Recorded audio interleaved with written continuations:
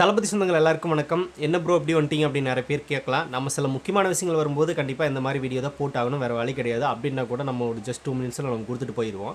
இது ஒரு முக்கியமான விஷயம். அப்படி பார்த்து பேசணும் அப்படின்னா நம்ம கண்டிப்பாக அதை பண்ணி தான் ஆகணும். அதாவது ரீசெண்ட் டைம்ஸில் பயங்கரமான வைரல் என்ன அப்படின்னா ஜனநாயகன் வர்சஸ் பராசக்தி, இந்த 2 திரைப்படங்களும் கிளாஷ் ஆக போகிறத பற்றி பயங்கரமான கான்ட்ரவர்சி பயங்கரமாக போயிட்டுருக்கு. இதுக்கு நடுவில் ஒரு அரசியல் இருக்குது அப்படின்றது நம்ம பசங்களுக்கு நிறைய பேருக்கு தெரிஞ்சிருக்கும். தெரியாதவங்க தயவு செஞ்சு தெரிஞ்சுக்குவாங்க. நம்ம தேவையில்லாமல் சிவகார்த்திகேயன் ஃபேன்ஸோட ஃபைட் பண்ணுறதோ இல்லை அவங்க நம்ம தளபதி ஃபேன்ஸ் கிட்ட ஃபைட் பண்ணுறதெல்லாம் பார்த்தோன்னா இது தேவையில்லாத வேலை அப்படின்றது மட்டும் இல்லாமல் இது ஒரு அரசியல் அப்படின்றத நம்ம தெரிஞ்சுக்கணும். எதை வச்சு நான் சொல்கிறேன் அப்படிங்கிறது ஆல்மோஸ்ட் கெஸ் பண்ணியிருப்பீங்க. நம்ம நினச்சிட்டு பராசக்தி திரைப்படத்தை சிவகார்த்திகேயன் தளபதி கூட ரிலீஸ் பண்ணுறாரு, அவர் என்ன அவ்வளோ பெரிய ஆள் அப்படின்னு அவரை போட்டு புழக்கிறதெல்லாம் வேண்டாம், தேவையில்லாத வேலை. டெஃபினட்டாக எனக்கு தெரிஞ்சு சிவகார்த்திகேயன் அவர்களுக்கு இதில் உடன்பாடு இருந்திருக்காது. ஏன்னா இது முழுக்க ரெட் ஜெயின் கையில் இருக்கிற ஒரு திரைப்படம், அதுவும் திராவிடம் சம்மந்தப்பட்ட ஒரு திரைப்படம். அப்படி இருக்கிறப்ப அந்த திராவிட கட்சியான திமுக, திராவிடத்தை தளபதி எதுக்கல, திமுகவை எதிர்க்கிறாரு. அந்த கட்சி எதிர்க்கிற தளபதி விஜய் அவர்களுக்கு எதிராக இந்த திரைப்படத்தை நிறுத்தணும் அப்படின்னு தான் அவங்களோட எய்ம். எலெக்ஷன் வர டைமில் இதில் சில புனை கதைகளெல்லாம் கண்டிப்பாக உள்ளே ஆட் பண்ணியிருப்பாங்க. ஏன்னா கலைஞர் யார் தெரியுமா, திராவிடம்னா என்னென்னு தெரியுமா அப்படின்னு மாதிரியான பல விஷயங்கள் உள்ளே புகுத்தியிருப்பாங்க. அது அவங்க காலத்தில் நடந்தது, முடிஞ்சு போச்சு. நம்ம எதிர்க்கிறது இப்போ இருக்கிற ஸ்டாலினோட அரசை. அதை பற்றி இந்த படத்தில் பேசவே மாட்டாங்க. அதை பேசினாங்கன்னா ஓட்டு விழுகாதில்ல, அது அவங்களுக்கே தெரியும். அதைத்தான் மேடைக்கு மேடை விஜய் பேசிட்டே இருக்காரே, நம்மளுக்கு விழுகாதுன்னு தெரிஞ்சு படத்தில் பார்த்தோன்னா சில விஷயங்களை சினிமா பிம்பம் அப்படிங்கிறது ஒரு முக்கியமான ஒன்று அப்படிங்கிறதுனால அதன் மூலமாக நம்மளுக்கு கடத்தை ட்ரை பண்ணி விஜய் அவரோட ஜனநாயகனுக்கு எதிராக அந்த படத்தை நிறுத்துறாங்க. அதுதான் உண்மை. ஏன்னா விஜய் அவரும் பார்த்தோன்னா சினிமா பிம்பம், இவங்க எல்லாத்தையும் விட பார்த்தோன்னா உச்சத்தில் இருக்கிற ஒரு நடிகர், அவர் சினிமா பிம்பத்தில் வர்றாரு. அவரும் பார்த்தோன்னா பாலிடிக்ஸில் போட்டு புழக்க போகிறாரு இந்த படத்தில். தளபதி விஜய் அவர்களே ஜனநாயகன் திரைப்படத்தில் பல டைலாக்ஸ் எல்லாம் எழுதியிருக்காரு அப்படின்றதெல்லாம் வெளியே வந்திருக்கு. அந்த லெவலில் திமுக வச்சு செய்ய போகிறாரு அப்படிங்கிறதுல மாற்றம் இல்லை. அதனால் இவங்க என்ன பண்ணுறாங்க அப்படின்னா, அவரோட படம் பொங்கலுக்கு வருது அப்படின்னா நம்மளும் இந்த திராவிடத்தை கொண்டே அவர் முன்னாடி நிறுத்தணும், மக்கள்கிட்ட கொண்டு போய் சேர்க்கணும் அப்படின்றக்காகவே இந்த பிளான் பண்ணியிருக்காங்க. எனக்கு தெரிஞ்சு 1 வருஷத்துக்கு முன்னாடியே இந்த பிளானை பண்ணியிருப்பாங்க. இந்த படத்தை எடுக்க ஆரம்பிக்கும் போதே இந்த பிளான், எலெக்ஷன் வரும்போது இந்த படத்தை நம்ம நிறுத்தணும் விஜய் கூட, அதுதான் அவங்களோட மெயின் ஐடியா. அதை பண்ணுறாங்க. சரி, ஓகே. இதுக்கு நடுவில் பலியாக போகிறது என்னமோ நம்ம சிவகார்த்திகேயன் அப்படி மாதிரி நம்ம பசங்களாம் வச்சு செஞ்சுட்ருக்காங்க. நிறையா மீம்ஸ் பார்த்தேன், எல்லாம் விழுந்து சிரிக்கிற மாதிரி தான் இருக்குது, இல்லை நம்ம சொல்லலை. ஆனால் இந்த இடத்துல நம்ம இன்னொரு முக்கியமான விஷயத்தை யோசிச்சு பார்க்கணும். இப்போது Sivakarthikeyan fans and Thalapathy fans இவங்களுக்குள்ளே ஒரு நல்ல பாண்டிங் இருக்குது. எப்போது கோட் திரைப்படத்துக்கு அப்புறமா பீஸ்ட் திரைப்படத்துலேருந்தே ஸ்டார்ட் ஆயிடுச்சுன்னு தான் நம்ம சொல்லணும். பீஸ்ட் திரைப்படத்தில் அரபிக்குத்து சாங்க அவர் எழுதினார். அப்பவே பார்த்தோன்னா தளபதி ஃபேன்ஸுக்கும் அவருக்கும் பார்த்தோன்னா ஒரு சின்ன கனெக்ட் இருந்துச்சு. அதுக்கப்புறமா கோட் திரைப்படத்தில் அவரோட கையில் துப்பாக்கி கொடுத்ததாகட்டும், அது பார்த்தோன்னா ஒரு விதமாக விஜய் ரேஞ்சுக்கு போக முடியாது அப்படின்றது அவரும் பேசியிருந்தார், நம்மளும் சொல்லியிருந்தோம். ஆனால் தளபதி அவரை மதிக்கிறாரு. சிவகார்த்திகேயன் அவர்களும் பார்த்தோன்னா தளபதி மேலே ஒரு மரியாதை வச்சிருக்காரு அப்படின்றது தெரியும்.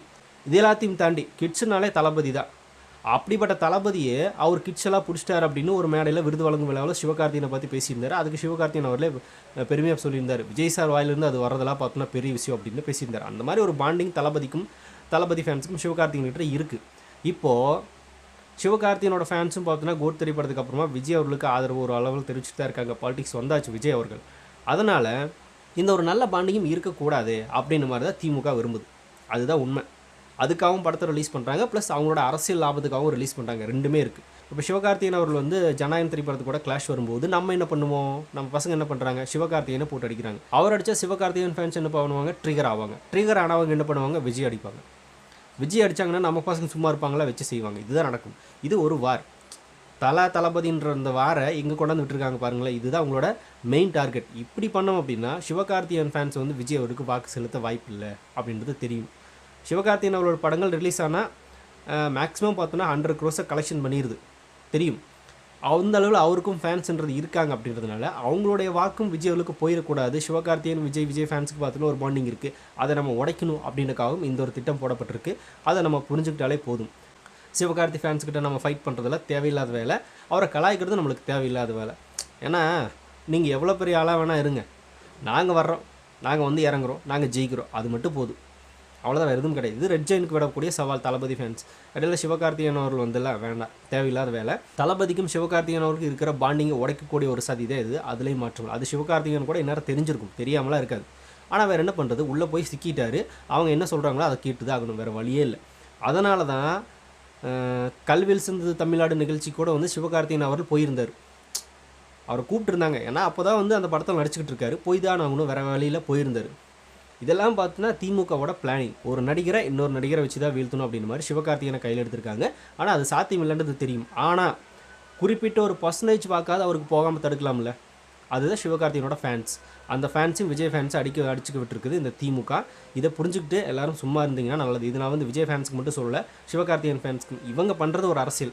இது சிவகார்த்திகேயனோட ஃபேன்ஸையும் விஜய் ஃபேன்ஸையும் பார்த்தோன்னா ஒரு வார் கிளப்பி விட்டு அவங்களுக்கு நடுவில் அடிச்சுக்க வச்சு வாக்க பிரிக்கிற வேலை தான் திமுக பண்ணுது. அதையும் பார்த்தோன்னா புரிஞ்சுக்கணும். அவங்களோட அரசியல் லாபத்துக்காக படத்தையும் ரிலீஸ் பண்ணுறாங்க, ஃபேன்ஸையும் அடிச்சுக்க விடுறாங்க அப்படிங்கிறதா உண்மை. இதை வந்து புரிஞ்சுக்காமல் நம்மளும் வந்து தேவையில்லாமல் சிவகார்த்தி ஃபேன்ஸ் கூட ஃபைட் பண்ணுறது, அவங்க வந்து விஜய் ஃபேன்ஸை திட்டுறது, இதெல்லாம் பார்த்தோன்னா ஒரு பிரிவினை தான். இது அவங்க பண்ணுவாங்க. ஏன்னா திமுக அப்படின்னாலே ஒரு நடிகரை எதுக்கணும் அப்படின்னா இன்னொரு நடிகரை கூட்டிகிட்டு வந்து நிறுத்துவாங்க. அதுதான் நம்ம பார்த்துருப்போம்ல, விஜயகாந்த் அவரில் எதுக்கிறதுக்காக வடிவேலை கொண்டாந்து நிறுத்தியிருந்தாங்க. ஆனால் எங்கே எதிர்கட்சி கூட வராமல் போயிட்டாங்க அப்படின்றது நம்ம பார்த்துருந்தோம். இவங்க எப்பவுமே ஒரு நடிகரை எதிர்க்கணும் அப்படின்னா மற்ற நடிகர்கள் தான் யூஸ் பண்ணுவாங்க. இப்போ பார்த்தீங்கன்னா திமுக கையில் தான் எல்லா நடிகர்களுமே இருக்காங்க. உங்களால் பார்க்க முடியும். எல்லா ஃபங்க்ஷனுக்கும் பார்த்தீங்கன்னா நடிகர்கள் இல்லாமல் அவங்க ஃபங்க்ஷன் நடத்துறதே கிடையாது. ஆனால் நடிகனுக்கு நாடாள தெரியாது, நடிகனுக்கு அரசியல் தெரியுமா அப்படின்னு கேள்வி கேட்பாங்க. ஆனால் நடிகர்களே கூட்டிகிட்டு வந்து அவங்க அரசியல் பண்ணிகிட்டு இருப்பாங்க. இதுதான் அவங்களோட லாஜிக். அதுதான் வந்து இப்பவும் ட்ரை பண்ணுறாங்க. சிவகார்த்திகேயன் அவர்கள் வரைக்கும் வந்துருச்சு விஜயாவில் எதுக்கிறதுக்காக. ஆனால் அதெல்லாம் அவரால் முடியாது. ஆனால் ஒரு பர்சன்டேஜ் வாக்கு நம்ம குறைக்கணும் அப்படின்றக்காக இந்த வேலைகள் நடக்குது. தயவு செஞ்சு நம்மளும் புரிஞ்சுக்கிட்டு பார்த்தோன்னா வரட்டும் நாங்கள் பார்த்துக்குவோம். எங்கள் தளபதியோட படம் எப்படி இருந்தாலும் அது எங்கள் தளபதியோட படம். ஜனநாயகன் திரைப்படத்தை பற்றி ஹெச்ஓநாத் பேசியிருந்தார்ல, நீங்கள் சும்மா அதை கொண்டு வந்து இதை கொண்டு வந்து அதை முடிச்சிடலான்னு நினைக்கிறீங்க. அதெல்லாம் வாய்ப்பே இல்லை. ஒன்றே ஒரு விஷயந்தான், இது தளபதி படம் அவ்வளோதான், வேறு ஒன்றுமே கிடையாது. அதாவது சர்க்கார் திரைப்படம் பார்த்துருப்பீங்க. அரசியலில் பெரிய அளவில் ஈடுபாடு இல்லாத பெண்களுக்கு பார்த்தோன்னா அரசியல் அப்படின்னா அந்த டைமில் தெரியாது அப்படின்றத சர்க்கார் படத்தை பார்த்துட்டு வந்து நிறைய பேர் வெளியே ரிவ்யூவே கொடுத்துருந்தாங்க. எங்களுக்கு அரசியலாக அந்தளவுக்கு தெரியாது, ஆனால் விஜய்னா படம் எனக்கு தளபதி பிடிக்கும், அதனால் நான் பார்க்குறேன், அந்த படம் நல்லா இருக்குது, சில விஷயங்களை சொல்லியிருக்காரு அப்படின்னு அதுலேருந்து கூட பார்த்தோன்னா ஒரு மெசேஜ் தெரிஞ்சுக்கிட்டு போனாங்க அந்த பெண்கள். அதுதான் பார்த்தோன்னா தளபதியோட படம். அரசியல் படமாகவே இருந்தாலும் சர்க்கார் திரைப்படம் இப்போ வரைக்கும் தமிழ்நாடோட நம்பர் 1 கலெக்ஷனில் அதுதான் நம்பர் 1ல் இருக்குது. அதுக்கப்புறமா 250 கோடியும் கலெக்ஷன் பண்ணி பார்த்தோன்னா அந்த படம் ஒரு மிகப்பெரிய வெற்றி படமாக மாறிச்சு. தளபதி எந்த படத்தில் நடிக்கிறாரோ அந்த படம் எந்த படமாக இருந்தாலும் அது வெற்றி தான். அது கலெக்ஷன் ரீதியாக பார்த்தோன்னா பயங்கரமாக அடித்து தூக்கிட்டு போயிட்டே இருக்கும். அது விமர்சனம் படத்துக்கு நல்லா வருது வரல அதெல்லாம் இங்கே யாரும் எதிர்பார்க்குறது இல்லை. ஏன் தளபதி படம் எனக்கு பிடிச்ச தளபதி படம், அது டெஃபினட்டாக ஹிட்டு தான். இது எல்லாத்தையும் தாண்டி ஹெச்ஓநாத் அவர்கள் பேசும்போது எனக்கு பயங்கர ஆச்சரியமாக இருந்துச்சு. அவர் நார்மலாக இப்படி பேச மாட்டார். அவரோட படத்தையே வந்து அவர் பெரிய அளவில் பேச மாட்டார். துணிவு திரைப்படத்தில் கூட பார்த்து இந்த அளவுக்கு வந்து அவர் பில்டப் பண்ணல. ஜனநாயகம் திரைப்படத்தை பண்ணுறாரு, ஆனால் அந்தளவுக்கு ரசித்து எடுத்திருக்காரு அப்படின்றது பார்க்க முடியுது. துணியில் கூட அஜித் அவர்களுக்கோ வினோத் அவர்களுக்கோ பார்த்தோன்னா சில மனக்கசப்பெல்லாம் ஏற்பட்டுச்சு அப்படின்றதெல்லாம் அவரே பேசியிருப்பார் சில இடங்களில். ஏன்னா அவர் டேட் கொடுத்துட்டு பார்த்தோன்னா சில டைம் இங்கே இருக்க மாட்டார் அப்படின்ற மாதிரியெல்லாம் சில விஷயங்களை பார்த்துருப்போம். ஆனால் அவர் நினச்சது அந்த படத்தில் அவர் இன்னும் எடுக்க முடியல, அது அவரே சொல்லியிருப்பார். இங்கே ஜனநாயகம் திரைப்படத்தில் தளபதி ஃபுல்லாக ஃப்ரீடம் கொடுத்துட்டாரு. ஆனால் சில வார்த்தைகள் நான் பேசிக்கிறப்பா, என்னோட டயலாக் இருக்குது, கடைசி படம் ஃபேன்ஸுக்கு அது மாதிரி சில விஷயங்களை பண்ணிக்கிறேன் அப்படின்னு ஒரு விஷயத்தையும் சொல்லியிருக்காரு. முக்கியமாக ஹெச்ஓநாத்துக்கு ஃப்ரீடம் கொடுத்துட்டாரு. அவர் நினச்சது இந்த படத்தில் வந்திருக்கு, அதனால தான் அவர் தைரியமாக பேசுகிறாரு. இல்லைனா இந்த மாதிரி பேசுகிற ஒரு ஹெச்ஓநாத் கிடையாது. அதனால் அவருக்கு படத்து மேலே ஒரு மிகப்பெரிய நம்பிக்கை இருக்குது. டெஃபினட்டாக அது சொல்லி அடிக்கும் அப்படிங்கிறதுல மாற்றமே இல்லை. முழுக்க ஒரு கமர்ஷியல் ஃபிலிம் தான் அது. ப்ளஸ் பாலிட்டிக்ஸ் உள்ளே இருக்கும் அங்கங்கே சின்னது. ஆனால் ஃபேன்ஸை சாட்டிஸ்ஃபை பண்ணுற மாதிரியான ஒரு கமர்ஷியல் படம் தான் அது, அதில் மாற்றம் இல்லை.